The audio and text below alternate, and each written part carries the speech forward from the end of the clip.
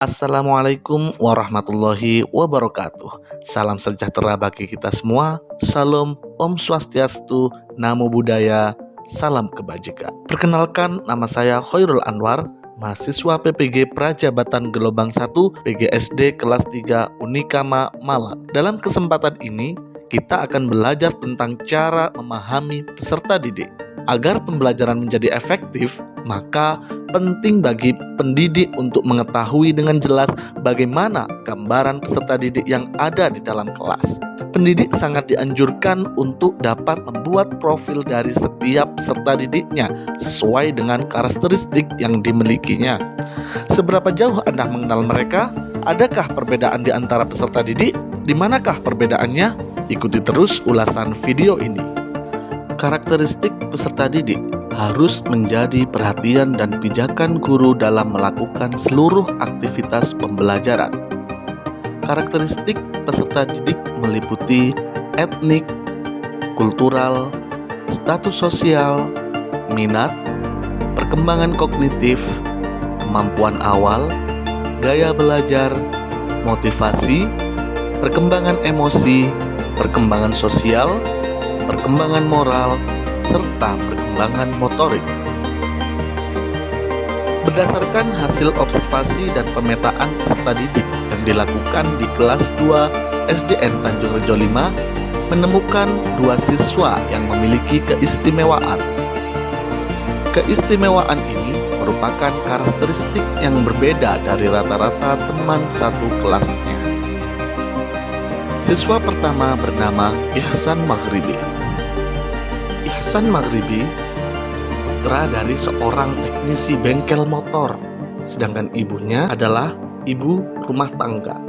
Ihsan merupakan anak ketiga dari 5 bersaudara. Dia lahir dan tumbuh dari etnik Jawa. Kultural yang ada di keluarganya yaitu menjalani agama Islam dan mengikutinya dengan baik. Ihsan Maghribi berasal dari status sosial kalangan ekonomi menengah ke bawah dan tercukupi. Minat terletak pada kerjasama dan bermain bersama. Dia sangat menyukai kegiatan yang berkelompok.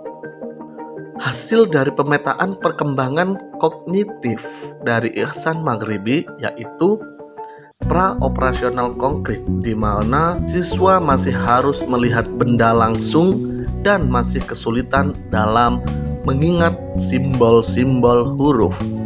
Hasil pemetaan belajar siswa ditemukan bahwasannya Ihsan merupakan anak yang audiovisual. Dia menyukai gambar-gambar dan mendengarkan musik.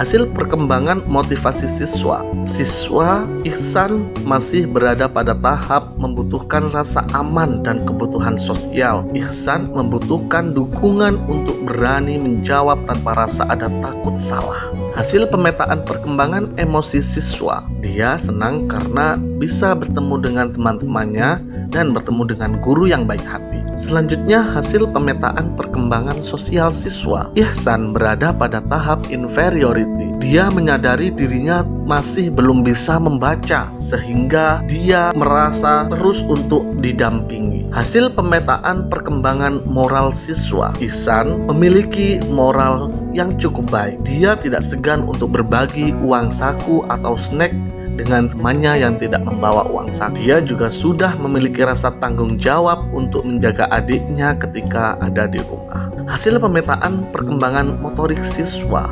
menunjukkan perkembangan motorik kasar Ihsan sudah cukup baik. Ihsan aktif bermain, lari-lari, lompat-lompat, meniti lintasan, dan lempar tangkap benda. Untuk motorik halus, Ihsan masih terlihat kurang, dibuktikan dengan tulisan tangan yang masih besar-besar dan tidak bisa rapi. Dalam kegiatan menggunting, masih membutuhkan waktu yang lama untuk menggunting sebuah pola. Selain itu, Ihsan juga kesulitan dalam menali sepatunya. Siswa yang kedua yaitu Philip Krisdianto, hampir sama dengan siswa yang pertama. Letak perbedaannya, pada etnik kultural siswa, yaitu Kristen dan keturunan Cina Jawa.